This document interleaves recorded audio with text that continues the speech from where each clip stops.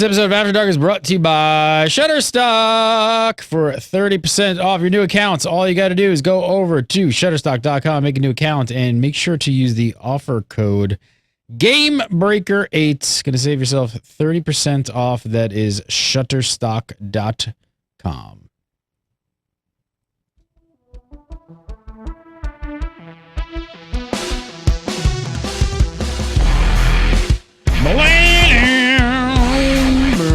Wake up, Schaffnit. He didn't sleep last night, and he's really effing tired. Wow.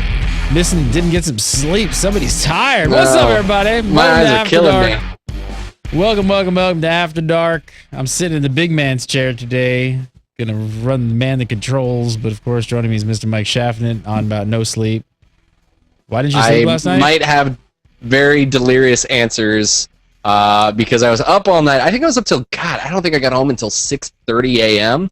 I was working from 10 a.m. till 6:30 a.m. on the episode of Waypoint that we just released today. So if you guys haven't checked it out, please, I spent a lot of time on it. Go check out Waypoint. I give kind of an overview of all of the information that Ghostcrawler came out with on Monday about all the class changes, as well as a couple other things that were in there. But please, if you guys haven't checked it out, go check it out. Yes, that's the World of Warcraft edition. We have Waypoint, World of Warcraft edition, and League of Legends edition, so they're different.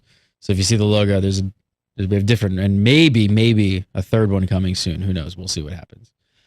But we're here. It's Tuesday night. Open lines. You guys call in. We answer questions. I guess let's take a call. We have to. I think that's the name of the show. That we is might part have of the show. Who do we got in line? What's your name? Hello. Hello. This is Draven Dresden from the chat room. Longtime viewer. Thanks for viewing. Where are you from? Yeah. I'm out in Ohio at the moment. So what do you got for us tonight? Yeah. Question is about the BOA heirlooms that Garrosh is dropping.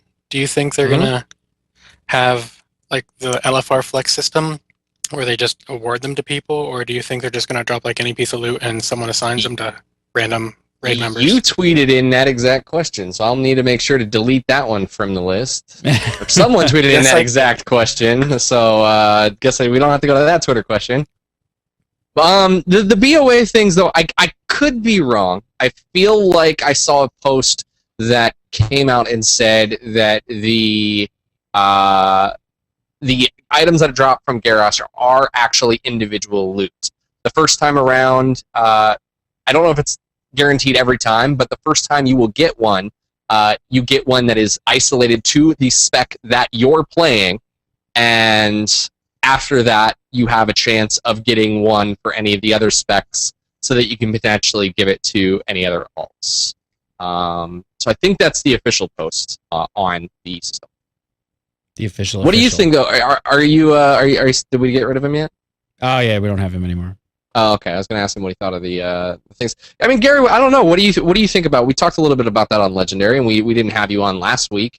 What do you think about the idea of having these items that aren't accessible to everyone? It's causing a lot of controversy. A lot of people don't like the fact that it's not accessible in LFR, but I don't want to say I'm one of the few, but I think that a lot of people are getting excited because they're starting to gate items again, and that has perspective, you know. I don't know. I like the idea. I generally like the idea that there are items and or content in online games, MMOs, that not everyone can get to. I don't know. I'm a fan of it. I think for the people who don't play as much and are a little, not even casual, but just a little bit more, they just don't play as much. I am in that group. I just like, I don't know. I don't need to have that stuff. And I think you should be rewarded if you're going to spend the time and get it. And sometimes, and then when I get into grooves of wanting to play a lot, sometimes I'll get fixated on something and be like, but I really do want to see this content, or I do really want to get this item. And then I will go for it. It makes me work for it. So I don't know. I'm actually a fan of gating content, to be honest. I think it opens up the imagination a bit. I received and the one thing, I mean, it's tough because I understand the other side. I received a picture from one of our fans. I don't want to look through it right now, but I received a picture that basically said, so I shouldn't get items because I have this, and he tweeted a picture, and it was a picture of his kid. And I'm not saying that. I'm not saying you shouldn't have items because you have other priorities, but I'm saying the game benefits from motivating you to want to do something more. If you never have a reason to play, if that's the you might as well just give everybody everything then. Just have nothing. Exactly. Just here's all the best gear, here's all the best loot, here's all the best armor, here's all the best weapons. Everything's open. Just go raid everything, and you can kill every boss, and they have no hit points, and then have fun. Have at it. There you go. Do you like that game? Yeah, probably not. I agree. I completely agree. So yes, I hate that argument. What do we got on the call? What's your name? Hello, I'm Incogni Alex. Incogni Alex. For the first time. Yeah. Thank you so much for calling in, sir. Where are you from? Britain. Britain. All right, what question? What can we help you about tonight? Well, first I want to lecture you. You kind of failed on having a shelf of swag. Mike Schaffnit beat you to it. Well, I failed on having a shelf?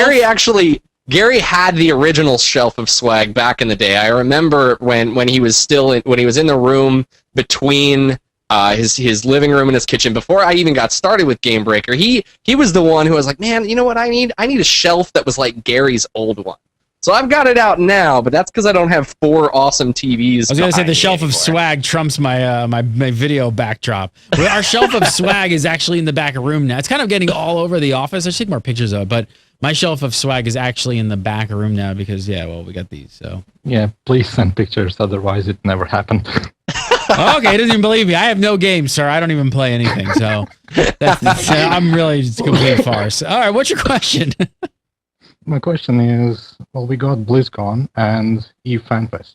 Why we don't have any other big events for huge games like World of Tanks or maybe League of Legends? Oh man, they just don't have anything. No, I guess not like that. You're right. I mean, we do have things that those companies put big dollars behind. I mean, you've got the championships, right? You've got like League of Legends, like World Championships, which is like huge. I think that's sort of their thing for people to go and get tickets and show up and kind of do that. World of Tanks, interesting. I could see that starting to happen.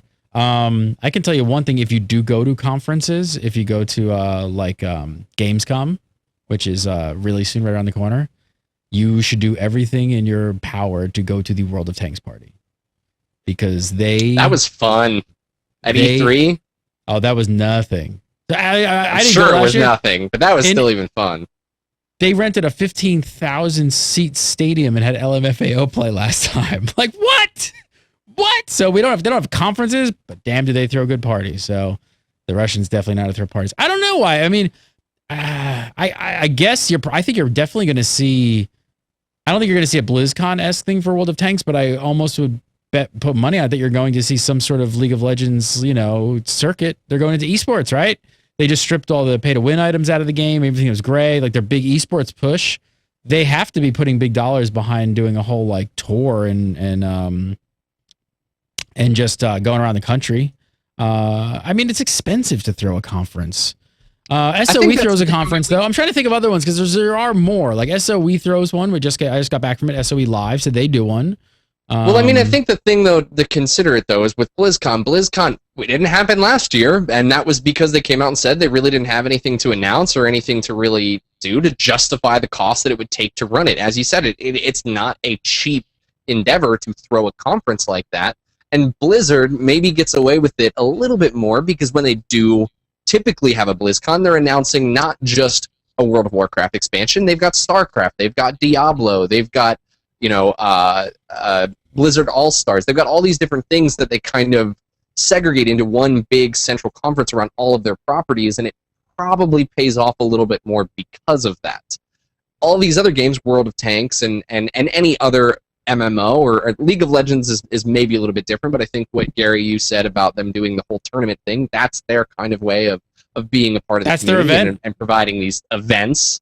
But I don't know if these other games are A, large enough to really justify the cost it takes to throw those kind of conventions, and B, it kind of ties into cost. I don't know if they would be these monumental things that we think of BlizzCon as, because like I said, BlizzCon is 4 different Blizzard properties. So you get a lot of interested people wanting to go.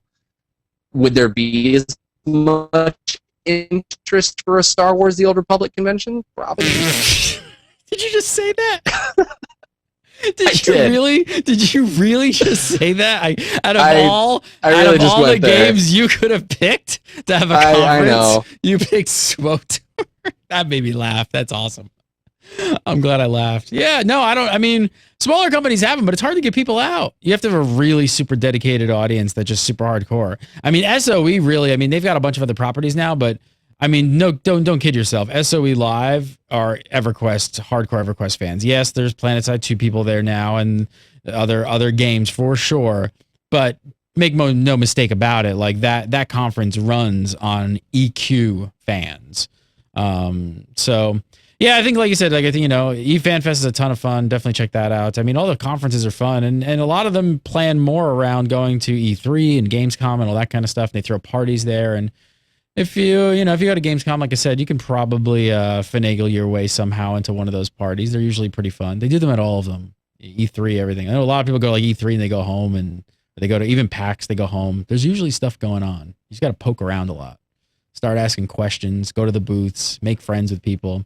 There's usually always a party. There's a party every night of every one of those conferences. So don't go home without trying to hit up the parties. All right, let's see what we got on the call. What's your name? Hey guys, this is Shane from Kentucky. How you doing? Good. How are you, Shane? Hey guys, I'm great. What's your question tonight? Happy to be calling in, and here's my question. Just a really quick background. As a kid, I was playing games, SimCity, the original, Duke Nukem games, and a couple, all the other ones. And I was playing them. I was behind a monitor with a mouse and a keyboard. Well, today I'm a 30-year-old gamer. I'm still playing games, behind a monitor with a mouse and a keyboard.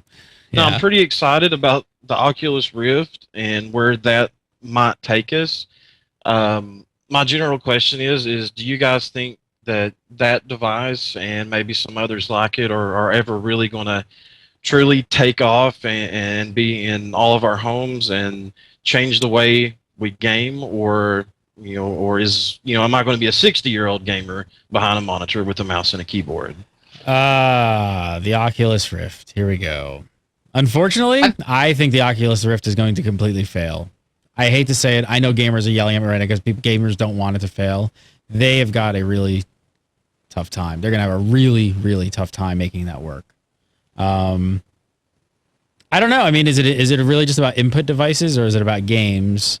Well, see, here's the thing. I mean, something like the Oculus Rift isn't going to change the way that we game, because all you're doing is taking and putting the monitor 3 inches from your face. Now, it lets you look around and feel like you're in the environment. You're still looking at a monitor. Nothing's going to change. There's no inputs to that. It doesn't track your motion or track what your hands are doing. You still are probably going to have a controller, right? Well, the Oculus Rift, yeah, but it tracks your head movement. So right, but it's not. It doesn't change the way that we game, because we're still just looking at a screen. I mean, I've tried. It could change the way you game to some extent. I don't know. I had it on for maybe 10 minutes. Eve online at E3 had their demo of Eve with the Oculus Rift. It was really interesting. I personally don't think it's as crazy cool as people think it is. I think the stories and looking at it on the internet is actually probably cooler than when you have it on. I mean, I gotta say, I had a smile on my face. I just after I took it off, I was like, wow, that was really awesome. I had a really good time. I don't see myself sitting in my office or my apartment like gaming with this thing on. Like it's not going to happen. The other thing that I think what I was going to say is you've seen video card companies like Nvidia and stuff even try and just get the the shutter glasses to sell, and they were packaging like the cheap versions with like video cards for a while, and then they were selling like cheap shutter glasses for like $99. And I know it's a different experience, but it's just the point that I'm trying to make is that like they've been trying to do something like eyewear headgear thing forever, and people do not buy it. The other thing to consider is, you get a lot of anime fans when this question comes up talk about Sword Art Online and .hack and just the way that they can create these immersive MMOs that you log into and you're literally walking around and swinging a sword and you're in the game because it's realistic virtual reality. But I think, honestly, if we were to ever get that kind of technology, which would be awesome for some people, I don't think it would catch on across the board. Look at the Wii.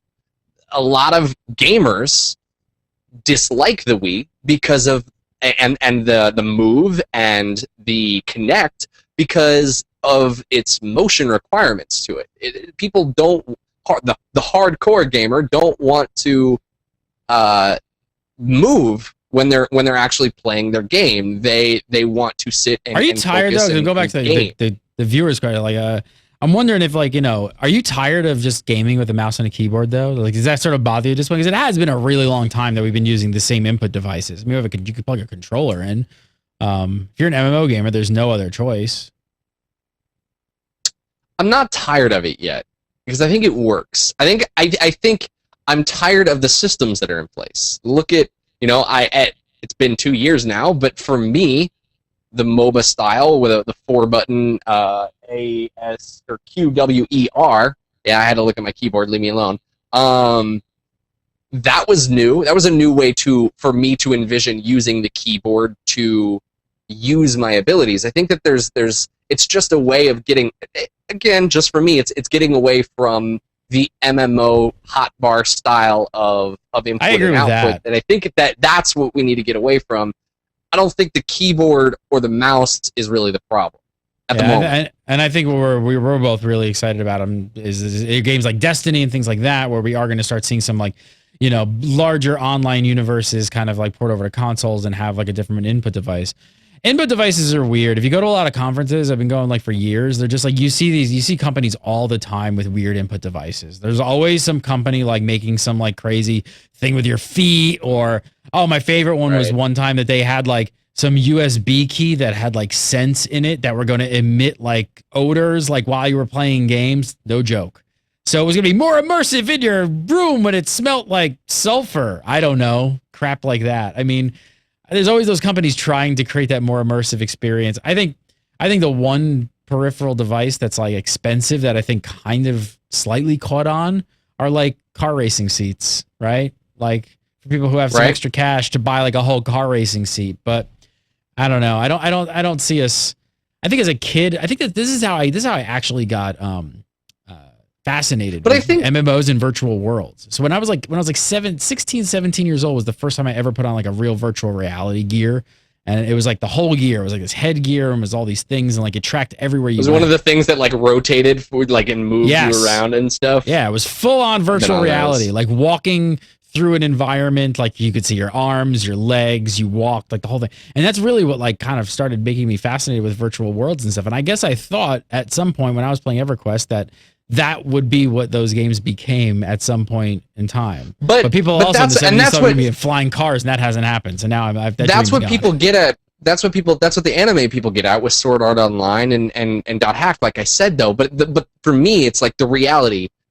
If you actually had to move around like that, if you actually had to walk from 8 hours to get from one end of a continent to the other on top of fighting, would you really want to do that? It's a novelty. That's the thing. You definitely wouldn't want to use Oculus. Like 10 minutes with the Rift thing on my head, and I was like, all right, I'm done. Okay, moving on. I don't know how much longer I could have done it. I mean, I wasn't really getting motion sickness, but it was just one of those things. It was like, okay, it was like going to a carnival. Like I wanted to go, but then I wanted to go home, and my keyboard and my mouse and my monitor were waiting for me, and I was able to play a game. Audible.com. Done. Gotta try it. We have a free 30-day trial and a free audiobook for you peeps. Free. Not 3 frees. Not triple free, but free. All you gotta do is go to audible.com/Gamebreaker and sign up. I just want to say, very, very, very nice. I'm not unhappy that this was given to me, but I have not read a single page. It's still in pristine condition because this is the most open it's ever been. I really like this book, but I haven't opened it. How did I do that? How Well, did It's magic. It's magic, Mike Schaffnit. How did I do that? How did I listen to this book? That would be unaudible. Yes, they have World of Warcraft Vulcan Shadows of the Horde. Brand new book just came out. What was that, like a month or two ago? It's only like, it's not very old. Gosh, yeah. Well, it was probably a month and a half that we went down to Blizzard, and they gave it to us like I think a week before it launched. So yeah, it's only been about a month or two. I love this. I think it was up on. I was up on Audible within like 2 weeks. Yeah, I love this at the bottom too. People who also bought this book bought these, and there's great stuff for us geek gamers. I mean, Diablo, Mass Effect. I mean, really cool stuff. But like you said, World of Warcraft Vulcan Shadows of the Horde is up on Audible, narrated by Scott Brick. Let's get a little sample here. Sample. See the sample. It's gonna work. Sample. Sometimes I lose my audio. I don't hear anything. I got no sample. No sample. No sample. Sometimes my audio craps out here. But like I said, we're gonna hook you guys up with a free audiobook and a free 30-day trial. All you gotta do is go to audible.com/gamebreaker, use the URL, sign up today, make a free account, download a book. First, you gotta download the app. Actually, you don't. Actually, you can get the book, pick the book, I think, then download the app on your iOS device or your Android, your iPad, wherever you want it. You download that, and then your catalog shows up on your phone. You download it to your phone, throw some headphones on, start listening to that World of Warcraft Vulcan. Reading. No more reading. That's old school. Now we're flying in cars and wearing virtual reality helmets. When are they going to have Oculus Rift World of Warcraft? So I can listen to the book and I can move through the world. That would be something, huh? There's maybe check it out. Go to audible.com/gamebreaker today. All right, let's see who's on the call. What's your name? Where are you from? Hello? Hello. Hello, this is Eternal Sage from Anchorage, Alaska. Hello. And I wanted to ask you, I feel like crafting has become very dull in MMOs today. Oh, and I agree. wanted to know... Oh, did I lose it? No, I said I agree. I was agreeing with you. Oh, okay. I wanted to know which MMO or video game, in your opinion, did crafting best and what made it so good? Oh, everybody get ready to drink.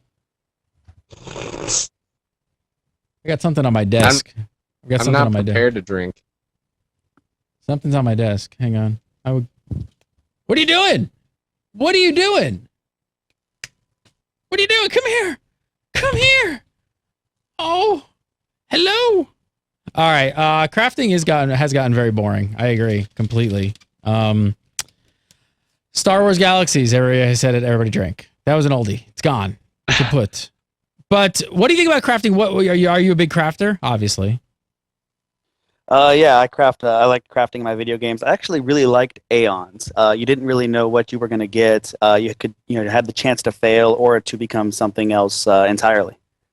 I mean, so something I'm not a big crafter. Like, I don't really love crafting, but I love games that have great crafting because it's made such awesome experiences out of it on the servers that I'm on and the game I'm playing. The thing I like about crafting is I honestly like when crafters can make the best stuff in the game and they can make different levels of it. I don't like when it's like, I want to make a great sword. Okay, here's your great sword. I love when crafters like have to get the best resources because resources have a quality level. And if I want to make the 100 sword, I've got to make sure I get 100, 100, 100, 100, 100, and then all of it. So I agree. I think Firefall of a modern MMO is really onto something if you like crafting. I think that also, I mean, crafting's at its best when it doesn't feel like it's tied to the responsibility of the player. It's like, oh, well, okay, well, I'm going to level to max level and I have to pick up 2 crafting skills. It's one of those things that kind of where you were saying where it's like the crafter is someone who, like, the crafter is a part of the game. Like, you can play the game to be a crafter or a merchant, and your entire play experience can be that. Typically in sandboxes can be working with, communicating to these higher raids that are going and getting these amazing ores and minerals and bringing them to the, famous crafter of their server.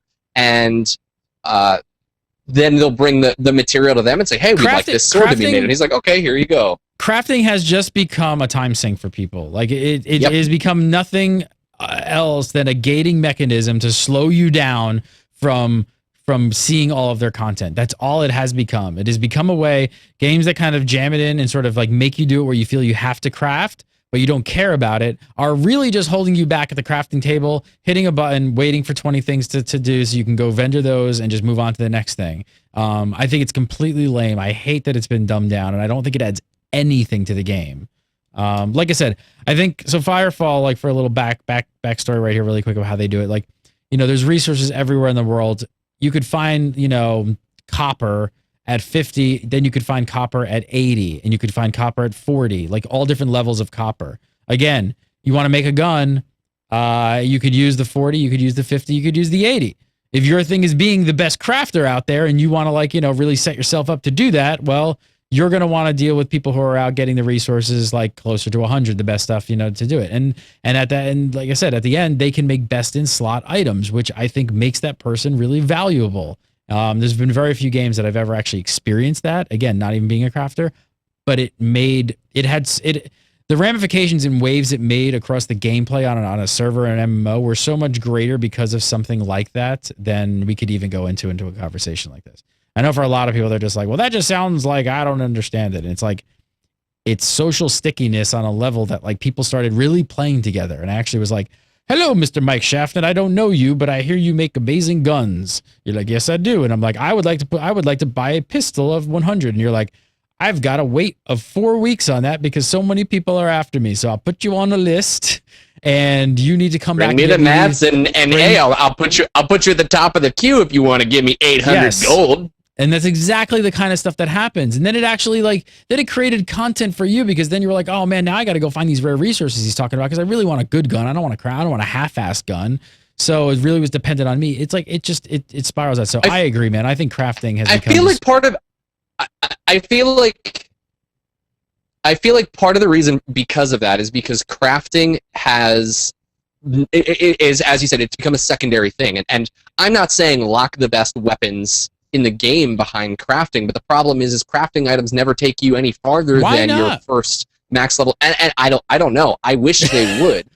Why not just let, it's like somebody who can make that the best in slot gear, go sell it. And people are going to be like, because they're going to overcharge. Yeah, they are. Because it's the best in game. And they spend a lot of time doing it. I don't know. See, I'd rather get that from a player than get it from a boss. Some people feel that if, you know, crafting isn't the experience of the game and the best item shouldn't be behind crafting, it should be behind this raid. And I think that, like, I get it. You don't want to be stuck focused on needing a crafter in order to progress through the raid. But I think in those environments, in the way that MMOs used to be, when we all really loved them, it was when they were a little bit more sandbox and stuff like that did happen. And it sucked and it takes more time, and I know we're all getting older and we don't have that kind of time anymore, but guess what? That's why you like the games, is because you actually felt like you were a part of it. And guess what? News alert, the real world is all based on resources. It's ingrained in us. We understand it. Like the real world and global economics, the whole thing. I mean, EVE is just an economic simulator. It's an economic simulator on a different level. You get the people who want to be able to play a game in their free time and not have to deal with that, and then you get games that are created to cater to that. World of Warcraft is a really big symptom of that. But I did not craft in any of those games. Like I said, I'm not even a crafter. I just defend it, but I didn't craft. I saved up credits and I bought it from a guy who can make it. Like I don't get this argument. I seriously don't get it. I hate the fact that they've done, like, you know, changed it. I don't know. It drives me nuts. All right, moving on. Who do we got on the line? What's your name? Hey there, it's Adam from Ontario, Canada. Hey Adam, how are you? I'm doing pretty good. How about you guys? Good. What's your question? Alrighty, my question is about ARMA 3. Recently, they announced that the date was going to be September 12th. However, this is not going to be a campaign. It's going to be it's actually going to be DLC. It's going to be split into 3 free DLCs after the game is launched.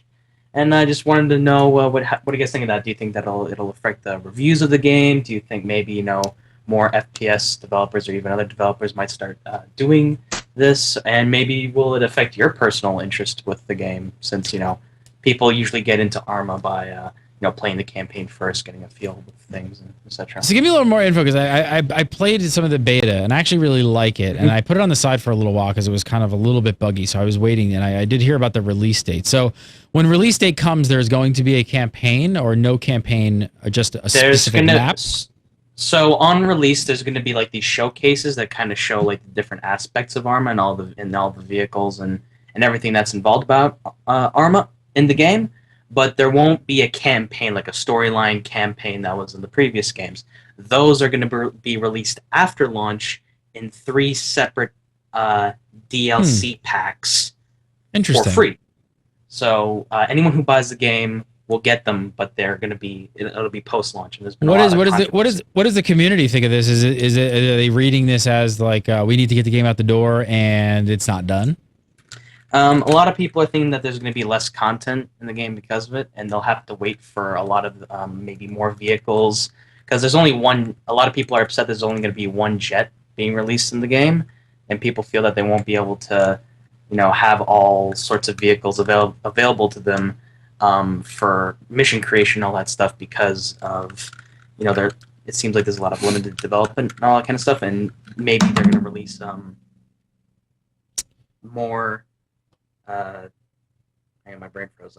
There's gonna be, maybe they'll add more vehicles within those free DLC. Right. So they're basically gonna gate some of the content and kind of, I don't know. Interesting that they're not. I guess I never.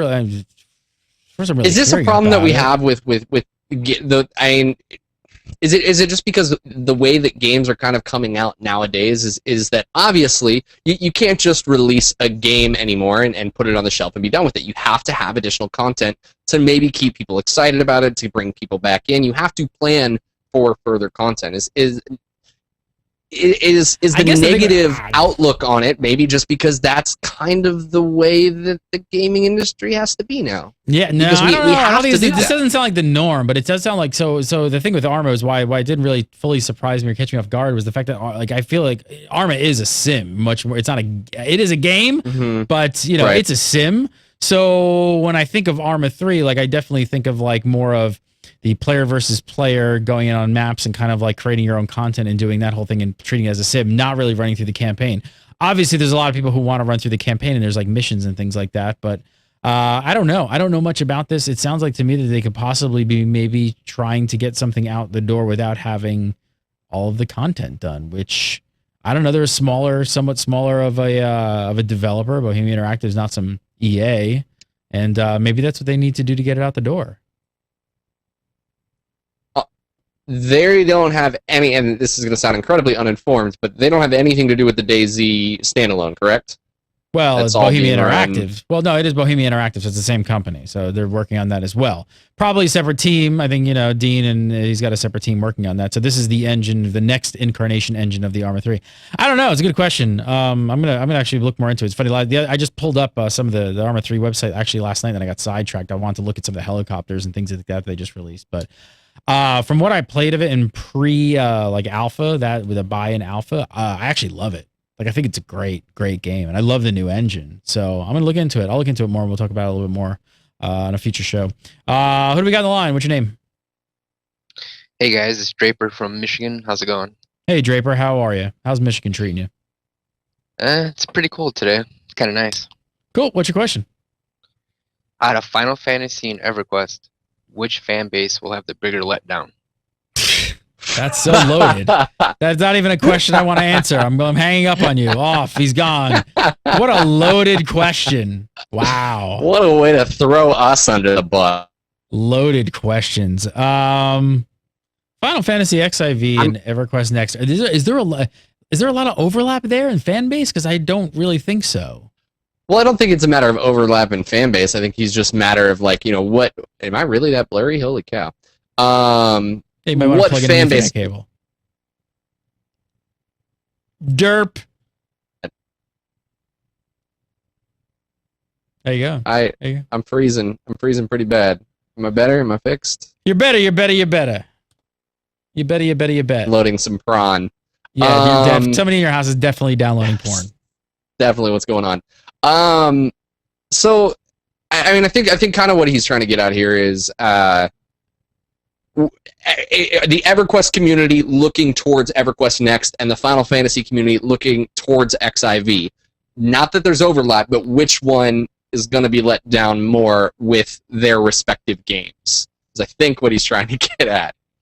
Why are we already assuming that they're going to be let down? Like, why is that already an assumption that they're going to be let down? I mean, we have like a year or two for AQ Next. You know, we have a couple weeks now just for Final Fantasy. I've got something on my lap.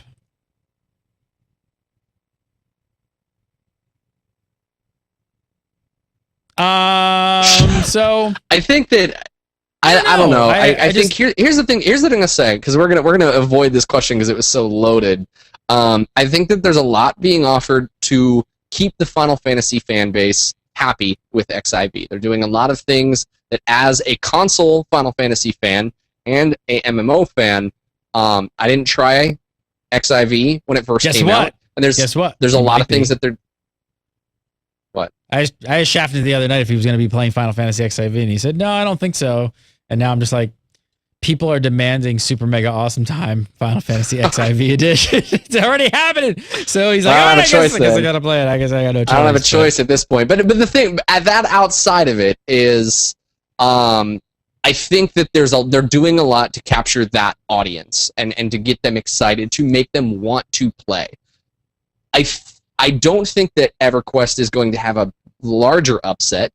I'm actually more excited about EverQuest Next than I am about XIV, but I think that what EverQuest Next is going to offer is going to be different than what the EverQuest fan has been built around. So I think there might be more of an upset there, not that the game will be bad, though. I think what's kind of slightly more depressing about this caller's question is that is this what the MMO have we been scorned so bad? Have the MMO players been scorned so bad? They've been burnt so many times now that they just absolutely assume that a game is going to fail, and that's it. They just come into it going like, all right, so who's going to be more upset? Who's going to fail tomorrow? These guys, yeah, who's going to be worse off? Because I don't know. I still have an optimistic view about all games. Like, I really look at them and, like, you know, it's not all of them. I won't say that, but you know, I think they both are really good, solid games, like in their own right. I mean, EQ Next, we've only seen like, you know, a keynote. That's it. XIV have played. So I don't know. I don't think you can tell for the first like 5-6 months. It's pretty hard to tell. Mm-hmm. I don't know. You checked out Shutterstock today? Have you been on Shutterstock today? I was sleeping like for at least half the day. Shutterstock.com. If you guys have a website or a YouTube account, which I'm sure almost all of you have, or some sort of video project, maybe make video content, or you know, you're working on something. Maybe you have a puppy on your desk. That would work as well. I want to hook you guys up with 30% off. Just go to Shutterstock.com, make an account. You can make a free account, actually. You don't even have to sign up today if you don't want to. You can start checking out all their different content. They have like, you know, vectors, stock photography, vectors, video clips, all kinds of stuff. Lower thirds that we use for like titles and graphics. I was looking some stuff up today for one of the new websites. We need a bunch of little icons and stuff. We're getting ready to actually migrate the current Gamebreaker site over to the new format, the new like theme layout that we have for all the other sites. And we're going to be adding all these little buttons and stuff. So we've been on there searching for all kinds of little video game-esque buttons and icons. What? You like the Shutterstock? You do. I know. I'm on Shutterstock all the time. You love Shutterstock. I know. Go over to Shutterstock.com. Make an account. If you guys sign up, all you got to do is use offer code Gamebreaker8, and we're going to save you guys 30% off your account, which is a great savings. And I don't know how long it's really going to last. So 30% off is a ton. Check it out. Go to Shutterstock.com today. All right, let's take another call and see what we got. Hello, what's your name? Where are you from? Hey, it's Matt Chicken. Hey, Matt Chicken. How are you? I'm doing pretty good. Where are you from? I'm from Missouri. What do you got for us tonight? I got a problem here that I'm sure a lot of gamers have. We got Final Fantasy coming out Friday. We got 5.4 coming out in 2 weeks. Got Rift and Firefall going on. All these games I like to play and I want to play. So how do I best divide my time between them? Ooh, And, that's a tough one. How do you divide your time when you play a lot of MMOs? I mean, this is something I have the same problem. I play a lot, and I don't play a lot of one. I play a lot of different games, but I kind of dictate my time around my friends. Mine is what I was gonna say. Yeah, mine is much more around like, hey, can you play this tonight? No, okay, then talk to somebody else. It's gonna make it really difficult when we have the Gamebreaker Nation because we're gonna have people playing all the time, and there's always gonna be people to play with. I guess maybe what you could do. All right, so here a little thing about the Gamebreaker Nation. What we're gonna try and do, or what we are gonna do, is we're going to be setting up events in games. So we're going to be doing like, hey, this night is you have event coordinators. So we're not only putting in guild officers, we're also putting in event coordinators to have events around certain games. So, hey, this night it's World of Warcraft. The next night it's, XIV. The next night it's Firefall, things like that. There may be multiple events that overlap that kind of stuff. But at the same time, I think we actually want to do that for that reason, to kind of give you a calendar and an event schedule to kind of say like, oh, the Gamebreaker Nation is playing this tonight. I play that game. That's what I'm going to play tonight, and kind of help you make the decision. I think that, in the same sense that what game that you want to end up playing, like you said, highly involves around, or revolves. See, I told you I was going to start being delirious when it got late.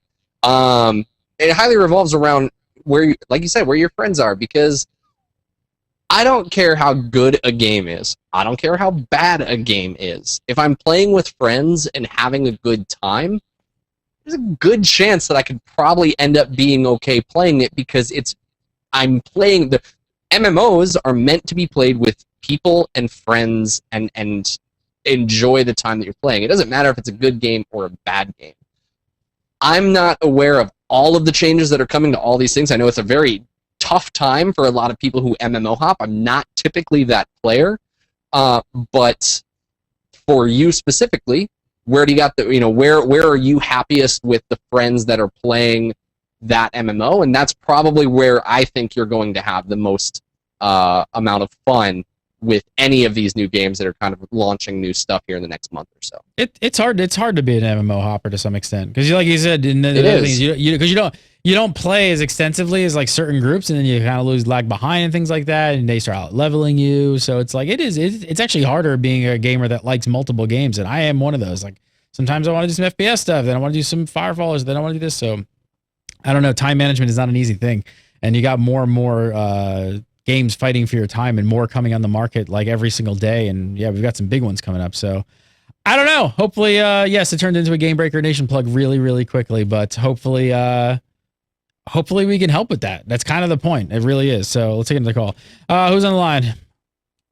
Uh-oh. Hello, this is Mohammed from Saudi Arabia. Hey, what's up, Mohammed from Saudi Arabia? How are you? I'm good. Before I ask, I want to apologize about what I said last week about Miley. Really sorry about that. You feeling bad about it now?